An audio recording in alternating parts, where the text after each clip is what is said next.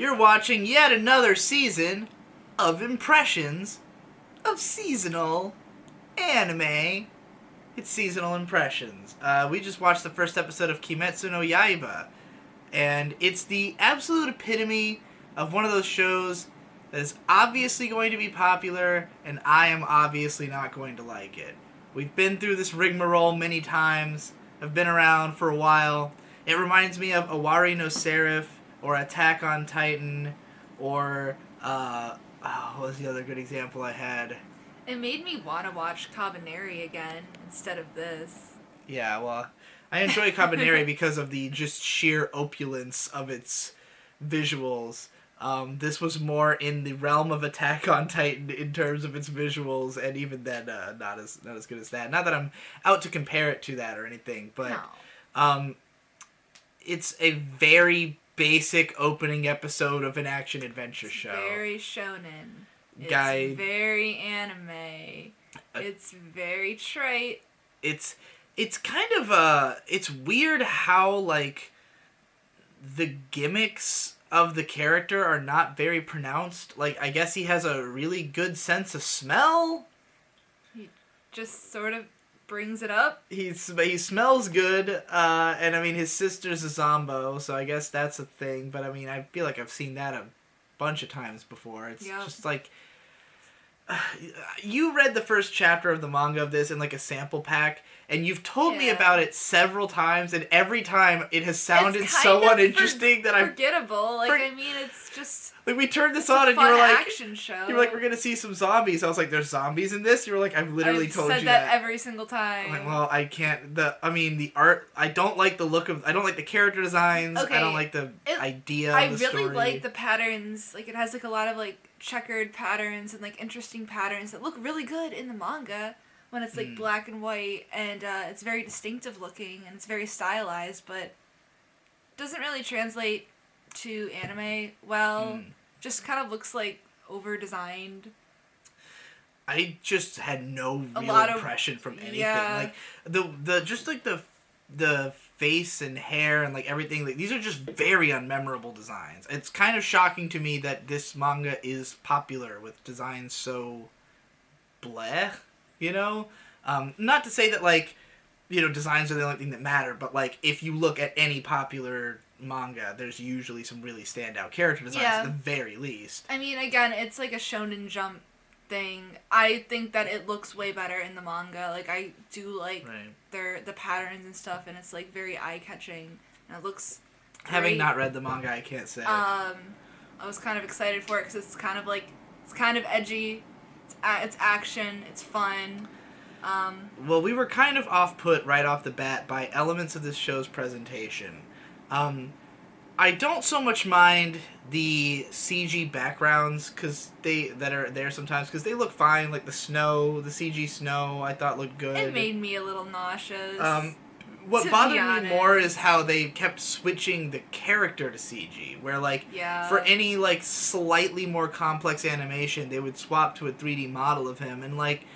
It's not even that the 3D model looks bad. It animates very stiffly, so there is that. But, like, it's just the fact that it's so distracting to me. Like, I can't, like, get immersed, sort of, when I'm, like, constantly noticing this shift. And I'm always going to be cognizant of why it's happening, you know? Like, it's always going to feel like, oh, we had to, you know, take a shortcut to do this animation. So, like... Yeah, we could show him jump off a log, and we don't have to pay somebody to animate that. You know, we could just have a 3D model do it. And I'm just like, well, I don't want to be reminded of your limitations, you know, like this.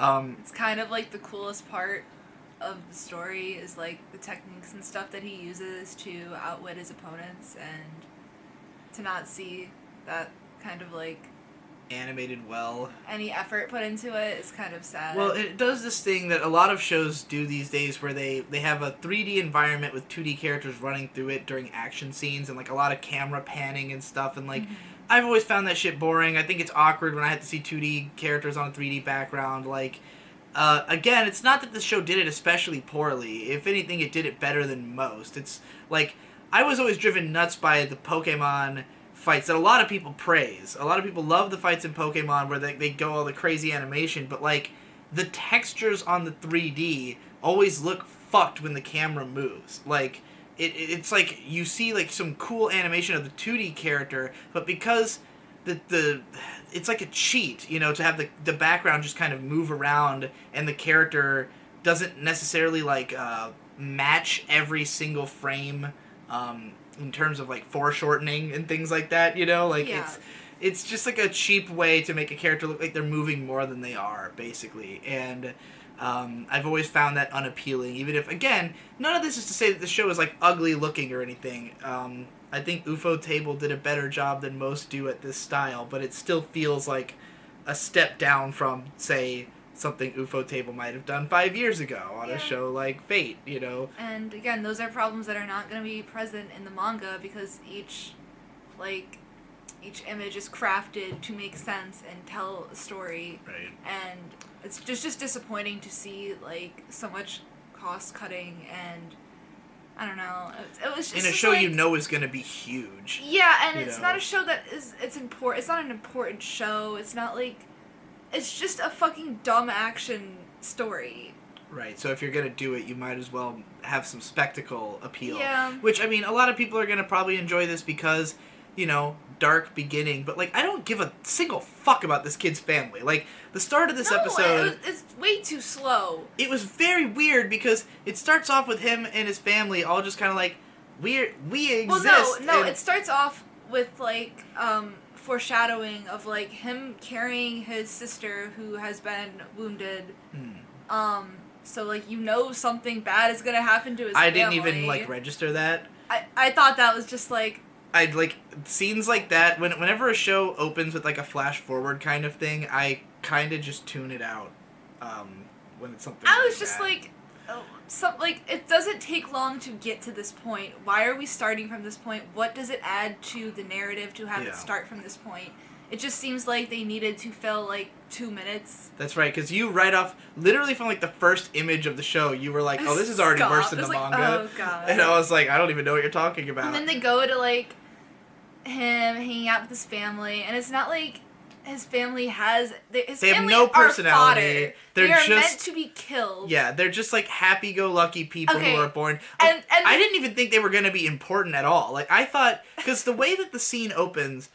It was very weird because the music is like this epic swelling, like start of an adventure song. There's like angels singing in the background. Yeah, there's like, it's like really over the top and it's just this kid like talking to his family. So in my mind, I'm thinking, okay, this is the start of an adventure. That's the only way this makes sense. It's very confusing. It's right. Like, why would they choose... It doesn't make sense even if you know what's going to happen to his family. Well, it extra doesn't make sense if you know what's going to happen, because then you know that this is not appropriate music for this moment. It's like the feeling, the music is really like pumped up, and it's like if this was a scene of like Frodo Baggins leaving the Shire, I'd be like, perfectly appropriate. It was an awesome composition, but like it made no sense for what was going on. It's just like casual conversation with him and his family about how he's gonna like just walk into town, you know, for like a day to like, I don't know, what was he taking their goods into town? I don't even know what the just fuck fucking making some money. So yeah, like all the little kids are annoying and like pots. The mom's just whatever, and then it's like he goes into town. It's real slow. We established that, yeah, he has a good sense of smell. He sleeps in some place with some guy, and the guy's like, oh, don't you know there's demons that kill people? And he's like, well, they won't get you in a house, right? And he's like, oh, they'll come into your house. And so then he goes home, and sure enough, a demon came into his house and killed everybody. And it's all very flat. There's a scene... The moment I knew that I was done was when he reacts, and it shows him screaming, and there's speed lines on the side of the screen to convey the emotion, and I was like, well, I'm checked out. Like, if I have to see speed lines to convey the sorrow of somebody fucking seeing their entire family dead, I think that's a bit of an undersell. I really hated the voice of the samurai dude. Me too. He sounded... Nothing what I'd picture him to sound like in the manga. No. His voice didn't fit his character. the sister, I didn't even remember her being shown at the start of the episode. Yeah, he's carrying his sister. He's like, Big Brother's gonna find a way to save you. Okay, but that, like, in the flash forward that happens, but did they even show her at the part where he was leaving the house in the beginning? Like, there was the other kids. I don't remember her appearing. He has a big-ass family. Like, in the manga, it, like, introduces you to everybody, I think. But, like, I don't think they showed her. I don't understand how the beginning of this episode wasn't, like, if we're gonna do that same scene, why isn't it about, like, the strong bond he has with his sister? Like, show him and his sister doing something together, you know, like, saying something about how they're so close, maybe show them, like... Maybe give his family any personality at all, like, some reason to give a shit. Maybe give him any personality at all besides hardworking and a good scent of smell? Yeah, it was very weird watching this episode because... we got to the part with where the guy says the thing about the demon, and you said something about, like, obvious foreshadowing, and my assumption is this guy is going to turn into a demon and attack him, because I literally didn't think the family would be relevant at all. Like, I didn't think they'd ever show up again. They had so little presence. And then, like, he leaves the house the next morning, and you were like, come on, you can't tell what's gonna happen. I'm like, oh, I guess the family will be dead? Like... I didn't know he was going to go back to the house, you know? Like, it had no impact. It had no impact. The blood looked cheesy as well.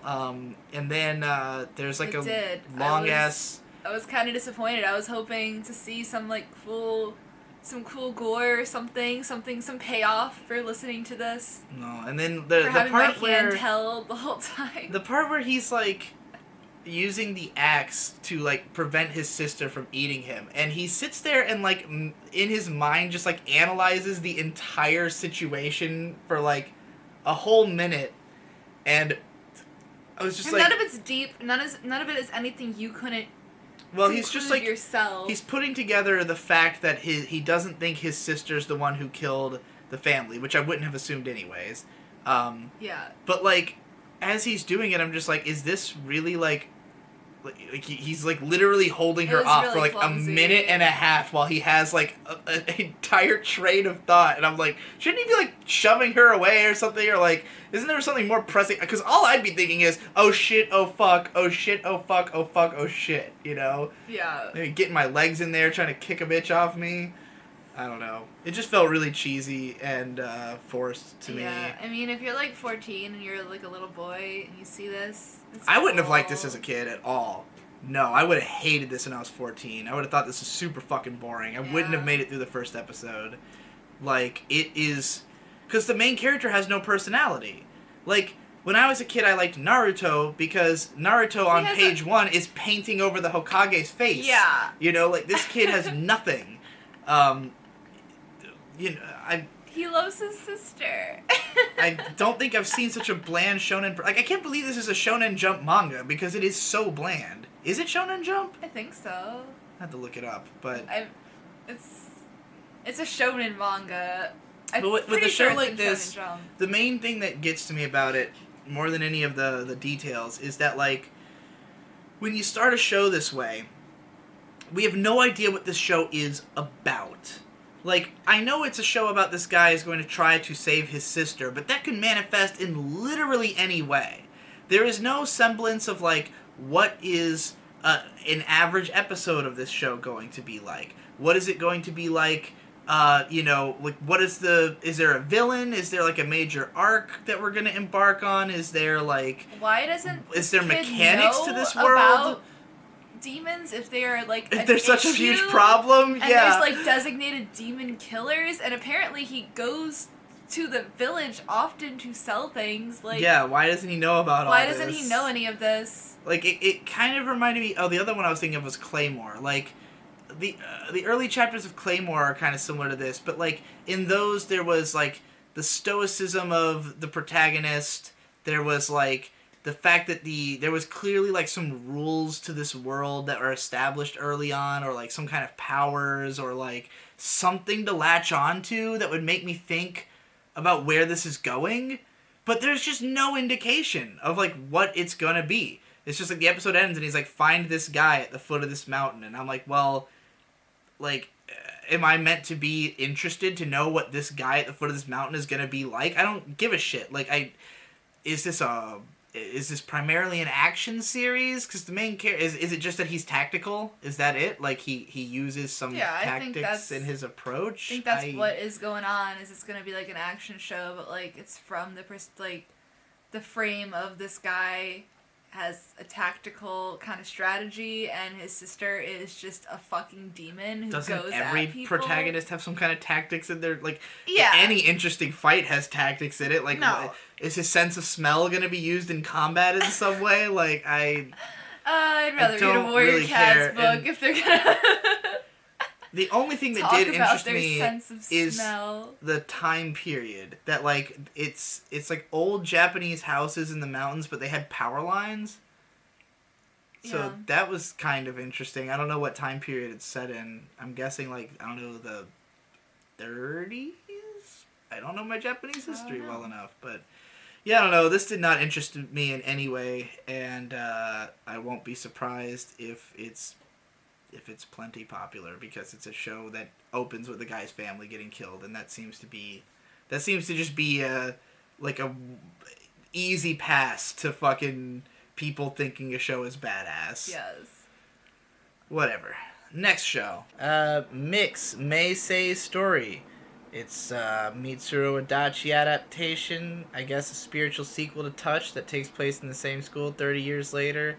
So, of course, it's another baseball and slice of life drama show. We didn't give a shit at all. I like my anime a little more animated, if you know what I mean.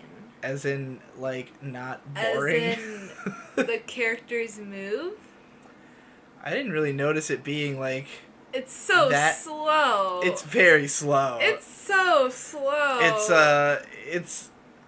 It's pretty fucking boring. Okay. I mean, I've seen a little bit of some of this dude's other work. I couldn't make it through the first episode of Touch for similar reasons. I think I made it just about the same distance in. Ironically, the one show of his that I did finish was called Slow Step. It was only 6 episodes long, so it was a lot easier. But yeah, I mean, it's just, I just don't give a shit. Sorry. We just watched the first episode of Carole and Tuesday. It's not even Tuesday, and we ain't even caroling. It was a pleasant experience. Yeah. I enjoyed it.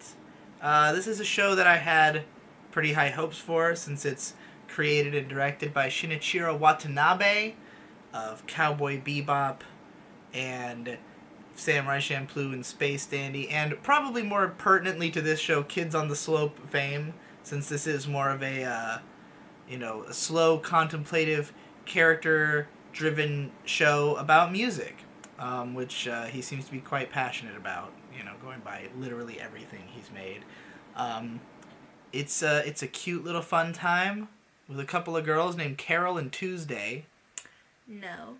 The black one is not named Tuesday. Yes. We too fell into this racist trap of thinking that for sure the black girl would be named Tuesday. I like it. I like it. Yeah, the premise is that the girl Tuesday is from like a rich family, and she feels stifled, so she runs away to go to the big city on Mars, I might add, to try and, I guess, make it as a musician. Based on her idol Cyndi Lauper. I can't name a Cyndi Lauper song. I don't know about you. The one that was the episode. Was it, like, she mentioned... She, like, said a lyric, but I don't know what song it was from. It had, like, a bumper with the episode title and a Cyndi Lauper record. But I don't remember what it was. Well, in any case, then there's Carole, who lives in the city already, and she, like, is, I guess, sort of a freeder. She is, I guess, frequently fired from jobs because she can't take the criticism. We see a scene of her getting just basically messed with by a few guys at her job at like a fast food place. So she like slathers their burgers in mustard and gets instantly fired. It could be nacho cheese, but whatever. Well, their reaction made me think it was a giant puddle of mustard. Because like that would be my reaction. Would be ah. It's kind of funny because and I'm hoping the show will address this because she gets fired from her job and she's like, yeah, you know, it's real tough out here in the city. And I'm like, well, you got yourself fired. Like, you were deservedly fired for doing that to your customers. So, like, it's not so much that it's harsh to live in the city as that you are bad at your job. But, nonetheless, I'm assuming people trying to rob people in this city. It's true. It's interesting because the city... It looks very, like, bright and pretty and almost, like, dystopian. But, like, it's implied that it's kind of rough to live there. We see multiple thievings and things like that. But, I mean, I don't know if that's just... I mean, like, even if you went to a big city that did look nice, I imagine that kind of thing would happen. I don't know if this is, like, I don't know if they're meant to communicate that the city is, like, particularly dangerous, or if it's just that by the nature of being a big city, it can be kind of rough, because that's just how it is in a city. But, like, it didn't come across as, like a run-down ghetto or anything, you know, like the portrayal of New York in Banana Fist or something, where... I mean, it's a brand new city on Mars. That was something... I'll say this show it's very goofy. It's kind of cheesy in the fact that, like, even though it's set on Mars, like, all the technology is, like, 5 minutes in the future, you know? They're on, like, an Apple iPhone, and they're on Instagram. But the phone is completely bezel-less, and it doesn't even have It doesn't even have 5G. A hole. You know what I'm talking about? Yeah. They got rid of the notch entirely, and now don't even have 5G on the Mars colony. Probably not. But yeah, there's, fuck? Like, the communication of the future is basically just that there's touch screens everywhere and, like, more robotic parts in general. But it's nothing that doesn't exist now or, like, wouldn't be nothing you couldn't see happening in the next, like, 5-10 years, even though it's, like, a super city on Mars. Except for all of the pop stars being AI. As if that's not already the case. I mean, I could easily see, that happening. Why not? I mean, yeah, I mean, why not? But it's not the case. I just see it, like, I don't see it as, like, a far-flung future thing that the pop stars would be, AIs. Like, if you... I mean, a computer could easily write a pop hit, is what I'm trying to say. Like, yeah. It wouldn't be difficult to just put all of the pop songs in history into a computer and have it churn out the same thing, I feel like. Yeah. Oh my gosh, these glasses.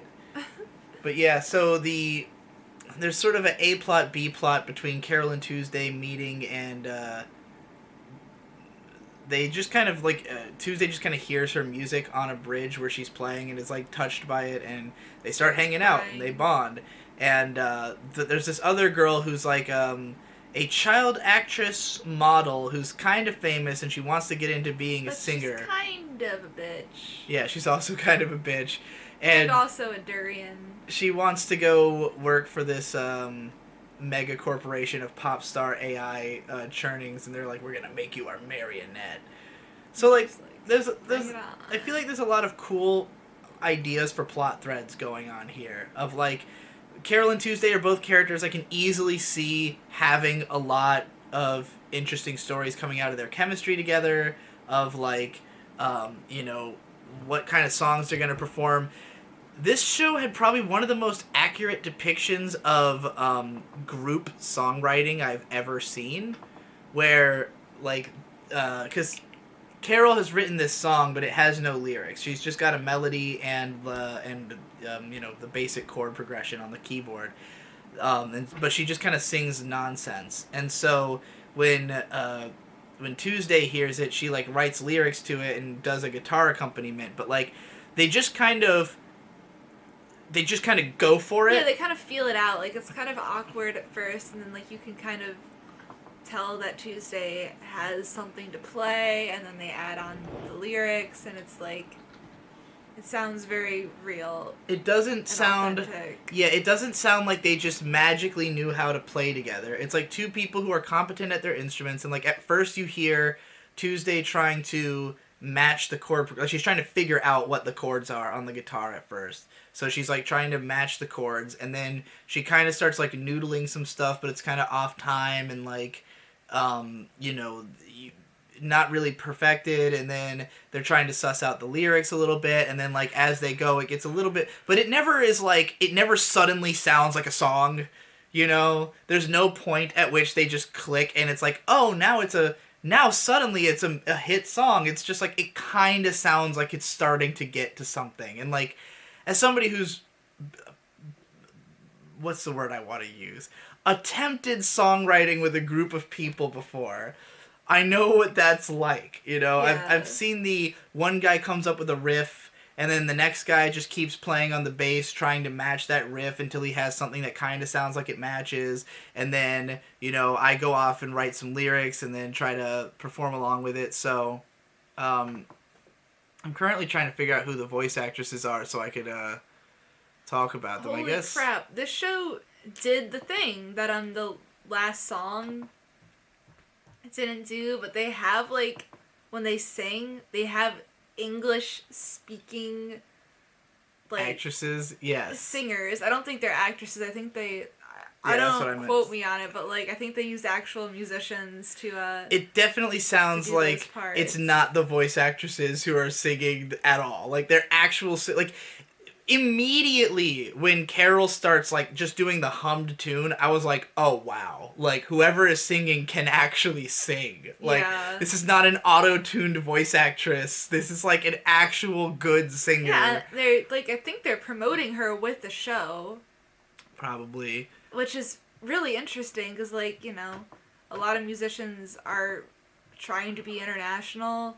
Yeah. I think this show it's through Netflix. It's going to be on Netflix eventually. This is definitely, like, a plus for it to have the songs be in English. Yeah, I'm trying to see if I can find who their singing voices are, but it's not listed on Mal. You could probably just do both voice actresses are totally new practically, which it's funny because Tuesday's voice actress kind of sounds a little bit like Kana Hanazawa, and Carole's voice actress kind of sounds a little bit like Kumiko's voice actress. I don't know her name, but they are not either of those. It's all new, relatively new actresses, which amazing performances right off the bat. I gotta say, I like both their voices. Yeah. I like their chemistry together. Again, the singing voice is really cool. Hearing the sound design overall, like in Carole's studio apartment, you can hear an echo on their voices when they like really talk louder. cool. I love that. There's a lot of visual flourish. It's not like mega detailed. Like, I mean, this is nowhere near the visual accomplishment of anything else Shinichiro Watanabe has done. But I mean, it looks nice. It's emotive. I was actually kind of surprised how much some of it felt like Cowboy Bebop, like moments where the characters do like move in a way, or like the timing of a joke is very similar. Granted, I've watched Cowboy Bebop countless times, so it's like deeply embedded in my subconscious in a way that like I'm sure some other people will feel the same, but like it's weird what moments I was like, for instance, when the elevator opens and I don't know if I'm not sure if it's supposed to be a trans woman or just a hideously ugly woman or a man who's a drag. I don't know, whoever the mama character is.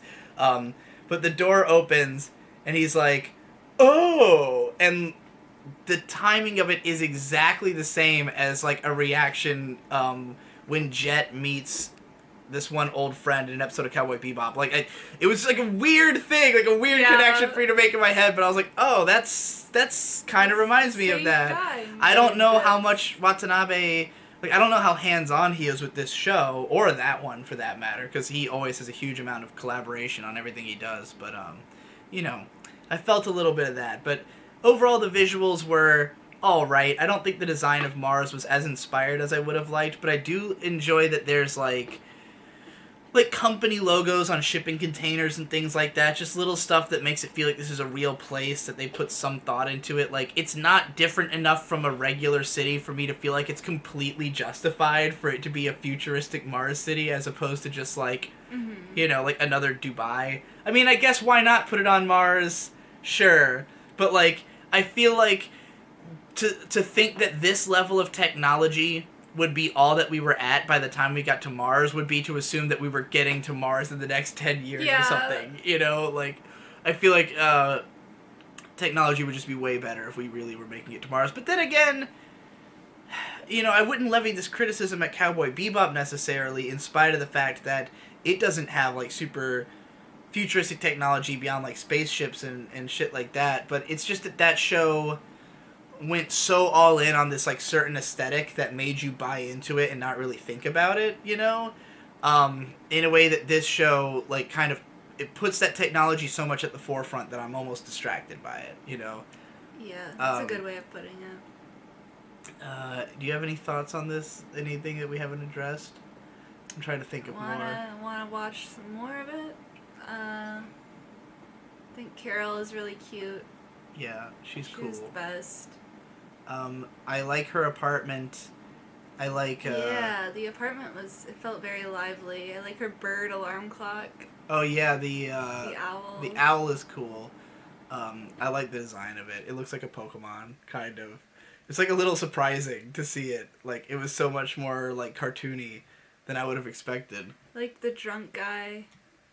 Overall, I just like that this show doesn't like take itself too seriously. Yeah, like, I think if it did, it would be a bigger problem that like the sci-fi element is kind of like not the best. Because I mean, it's a show about a couple of girls like performing sort of like folk pop, and like the idea, it's foreshadowed from the start that they are going to like they're going to become a huge deal on Mars, that they're going to like bring about some kind of musical revolution through this like very basic, you know, folk pop music that is not necessarily anything special.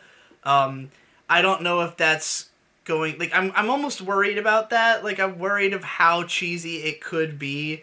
Like, how ridiculous is this going to get? Or is the narrator exaggerating? You know, is it not really as crazy as they're making it out to be, but they're just kind of hyping it in a funny way?